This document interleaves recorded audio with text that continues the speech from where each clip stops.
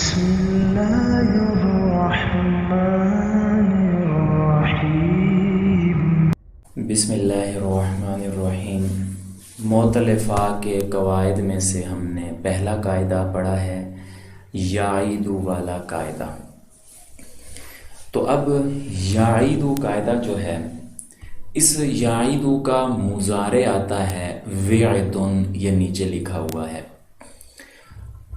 اب اس وعدن کے اندر بھی واو کو حذف کیا جاتا ہے، اور اس کے لیے قاعدہ یہ ہے کہ جو مصدر مثال کا ہوتا ہے، یعنی اس کے فا کلمہ میں واو آ رہا ہے اور اس کا فا کلمہ مکسور ہے، یعنی اس میں پر زیر ہے، عین کلمہ ساکن ہے، جسے ہم کہہ لیں کہ فعلن کا وزن ہے۔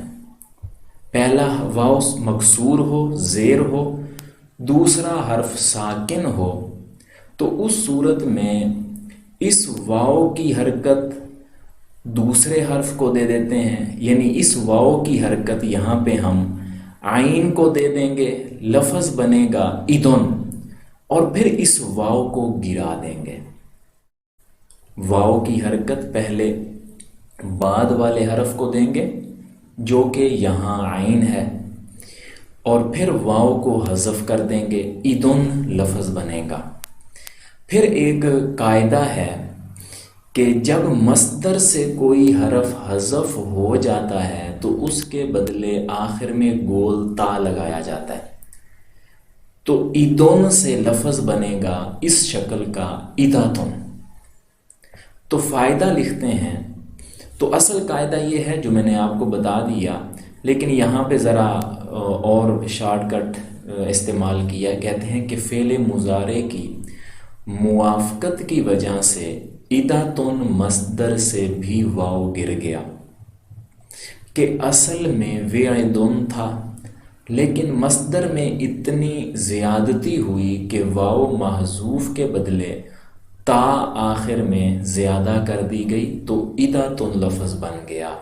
لیکن اصل قاعدہ وہی ہے کہ جو مثال کا مصدر ہو اور اس کی مضارع میں بھی واو گرا ہوا ہو، جیسے یہاں اس کے مضارع میں واو گرا ہوا ہے اور وہ فعلن کے وزن پہ ہے، جیسے یہ وعدن ہے، فعلن کے وزن پہ ہے، تو اس کی واو کی حرکت بعد والے کلمہ کو دے دیں گے اور خود واو کو حذف کر دیں گے۔